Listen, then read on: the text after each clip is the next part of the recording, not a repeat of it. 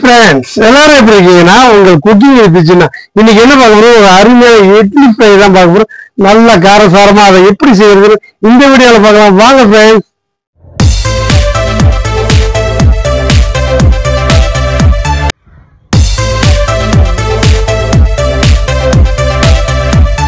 நாம இட்லி ஃப்ரைக்கு என்னன்னு பார்க்கலாம் முதல்ல ஒரு இட்லி எடுத்து வச்சிருக்கோம் இதை வச்சு தான் நீ செய்ய போறோம் அதுக்கு என்ன தேவைங்கிறத பார்க்கலாம்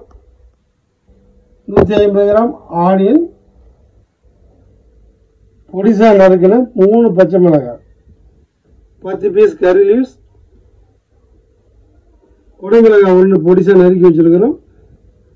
அதுக்கப்புறம் இஞ்சி பூண்டு பேஸ்ட் 50 கிராம் மைதா 50 கிராம் கார்ன்ஃப்ளவர் 100 கிராம் தேவையான அளவுக்கு சால்ட் ஆயில் 50 ml மிளகுத்தூள் 1 teaspoon chilli powder 1 table spoon சோம்பு 1 teaspoon garam masala 1 table spoon இதை வச்சு தான் நம்ம இட்லி ஃப்ரை பார்க்க போகிறோம் வாங்க எப்படி செய்யறதுன்னு பார்ப்போம் நாம் இட்லி ஃப்ரை இல்லை சில்லி இட்லி அந்த மாதிரி ஐட்டம் செய்யும்போது நல்லா அழகாக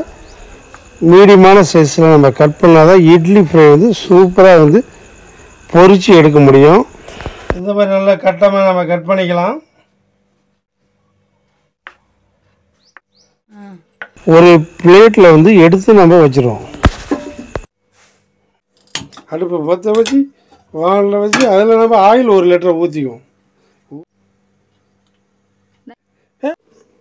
கார்ன்ஃப்ளவர் மைதா மிளகுத்தூள் தேவையான அளவு சால்ட் சில்லி பவுடர் இஞ்சி பூண்டு பேஸ்ட் வாட்டர் சோயா சாஸ் நல்லா மிக்ஸ் பண்ணிக்குவோம் நல்லா இந்த மாதிரி அழகாக நம்ம மிக்ஸ் பண்ணிக்கலாம் இட்லியை நம்ம சேர்த்துக்கலாம் அப்படியே நல்லா நம்ம என்ன பண்ணுறோம்னா இட்லியை நல்லா மிக்ஸ் பண்ணிக்கலாம் அதாவது ரொம்ப மிக்ஸ் பண்ணோம்னா ஊறி உடைய ஆரம்பிச்சிடும் அதனால் லைட்டாக அப்படியே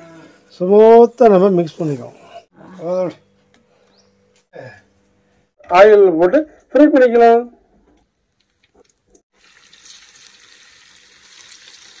ஒன்று போட்டு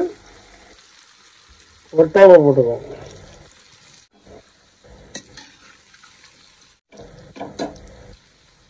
நல்லா சூப்பராக ஃப்ரை ஆகிடுச்சு அப்படியே நான் எடுத்து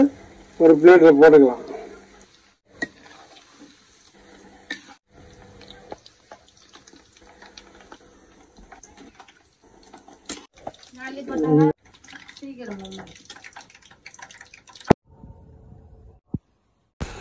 நம்ம இட்லி ஃப்ரை கடாயை வச்சு அதுக்கப்புறம் நம்ம 50 ml ஆயில் ஊற்றிக்கலாம்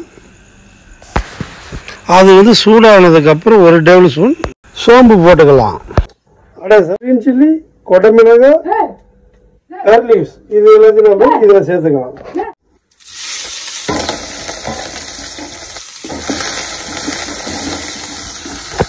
ஃப்ரை ஆனவுடனே ஆனியனை நம்ம இதோட சேர்த்துக்கலாம்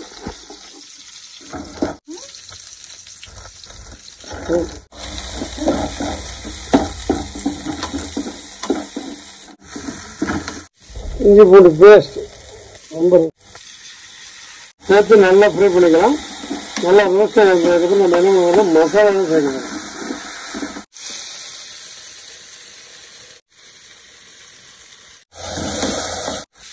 chilli powder garam masala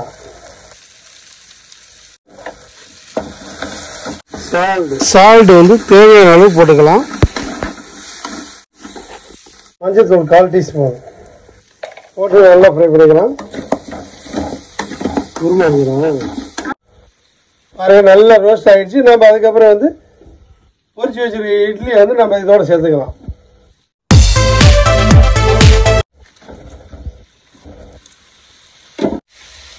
pepper தூள் 1 டீஸ்பூன் சேர்த்துக்கலாம் மிக்ஸ் பண்ணிக்கலாம் இட்லி உடஞ்சிடும் நம்ம என்ன பண்ணணும் அப்படியே அடியில் விட்டு அப்படியே அழகாக இதை ரொட்டேட் பண்ணிக்கலாம் அப்போ தான் இட்லி உடையாது நல்லா முழுசாக நம்ம எப்படி போடுறோமோ அதே மாதிரி வரும் அப்படியே கச்சமிச்சா போட்டோம்னா இதெல்லாம் பொரியல செஞ்சா பாருங்க நல்லா அழகாக நல்லா சூப்பராக இட்லி ஃப்ரை வந்து சூப்பராக ஆகிடுச்சு. நல்லா கார்னிஷாக நல்லா வந்துருச்சு பாருங்கள். செம்மையாக பாருங்கள். அப்படியே வந்து இட்லி ஃப்ரை செம்மையாக ரெடி ஆகிடுச்சு. அதுக்கப்புறம் நம்ம வந்து வெட்டி வச்சுருக்கிற மல்லியை மேலே வைக்கலாம்.